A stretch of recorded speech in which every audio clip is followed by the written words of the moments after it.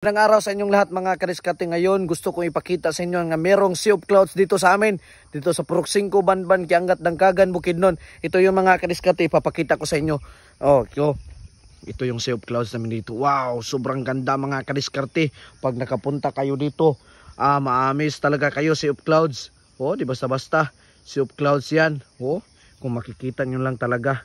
Napakaganda ng sea of clouds dito sa amin. Hindi talaga kami magpapatalo dito sa amin. Ito mga kadiskarte, nung bata pa ako, dito ako lumaki. Dito ako natuto maghanap buhay, kung magdiskarte sa buhay because wala na akong mga magulang. Wala na akong ama, wala na din akong ina. So dito ako lumaki, dito ako natuto maghanap buhay para makasurvive. Sabi ng lolo ko, ng lolo ko na no work, no eat. Pag walang trabaho, hindi dapat pakainin. So yun, natuto akong magtrabaho, maghanap buhay. Kahit anong mga diskarte sa buhay, pinasukan ko para lang makasurvive. Hanggang ngayon, naging self-supporting student ako. At sa tulong ng Panginoon, hindi ako niya pinabayaan. So dito mga kadiskarte, sarap talagang balikan ang pagkabata. So dito ako nangunguha ng panggatong. Dito, ito din yung trabaho ko. Kung kilala nyo si Elias, marunong si Elias dito ako. Marunong din ako dito. Sa rubber, magkuha ng guma. Okay, so dito, pero hindi to sa amin. Trabahante lang. Marunong lang magtrabaho nito. So, ito napakalawak dito mga kadiskarte ko. So yan, mga kadiskarte.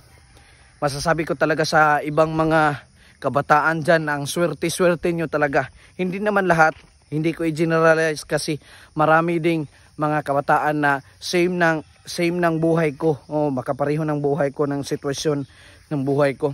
So sa mga kabataan dyan na merong mga magulang na nagpapaaral sa kanila, merong mga magulang na nagsusuporta sa kanila, masasabi ko talaga sa inyo na sobrang blessed nyo talaga.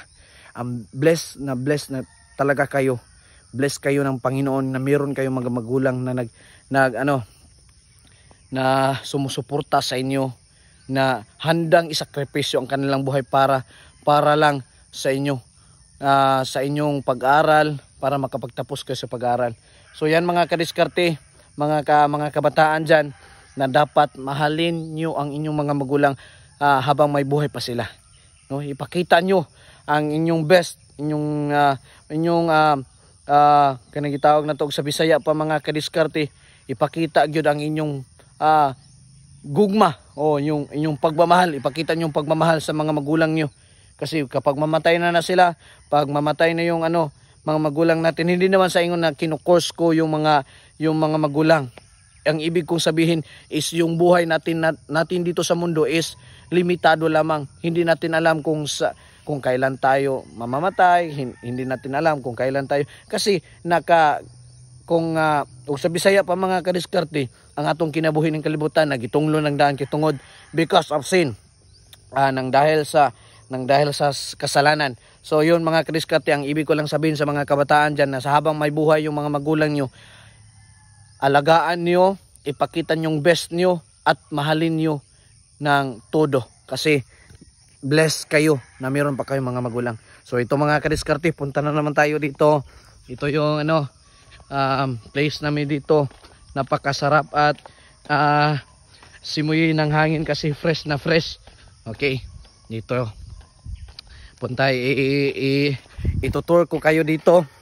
Ito yung bahay ng mama ng lula ko. Basta-basta no. Nandito yan rin yung mga kapatid ng lula ko. Okay. So don't forget to visit my Facebook page doon sa sa Danoy's Vlog page. Yung Facebook page ko. So dito ako bumibisita noon. Sarap talagang balikan ng pagkabata. Naalala ko talaga lahat ng mga memories dito. Lumilipas ang panahon. Wow. Basta-basta. Ito yung bahay ng